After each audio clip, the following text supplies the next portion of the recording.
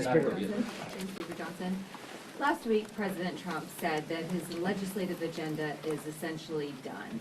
So why should voters vote for Republicans in the midterms if there's nothing left to do legislatively? Well, I don't know which comment you're referring to and in what context, but I'll tell you, I talked to the president sometimes multiple times each day.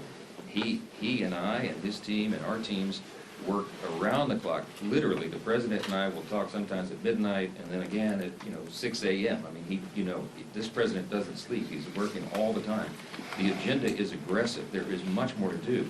I think what he's sometimes when he's taken out of context on comments like that, he's referring to what we accomplished with the working families tax cut, the big beautiful bill, because there's so much in that a lot of people said, wow, you guys checked all the boxes. Well, we did to a certain extent, but there is so much more to do.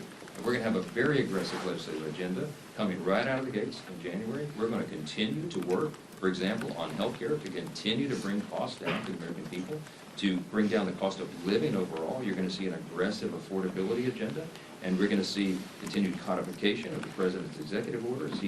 He's up to about 200 of those. Probably about 150 of them are codifiable by Congress, and we're working steadily through that list. You're going to see us delivering for the American people while the effects of that giant piece of legislation we did on July 4th, got signed on July 4th, comes into implementation. So much more yet to do. And the President and I talk about that almost every day, and he's excited about it, and I am.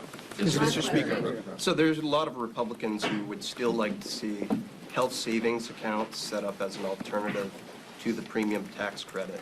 I'm curious, why is that not in this bill? Is that something that's still on the table? Very much on the table. The President likes the policy as well. And I see my doctor colleagues, Dr. Miller Meeks is nodding in agreement. The Docs Caucus the Chief Doctor's Caucus in the Republican Conference works on these things, and I think we could get broad consensus on that. What we anticipate going into the first quarter next year is possibly in a reconciliation package or in regular order as standalone. Ideas just like this. We have a long list of things that we know will reduce premiums, increase access and quality of care.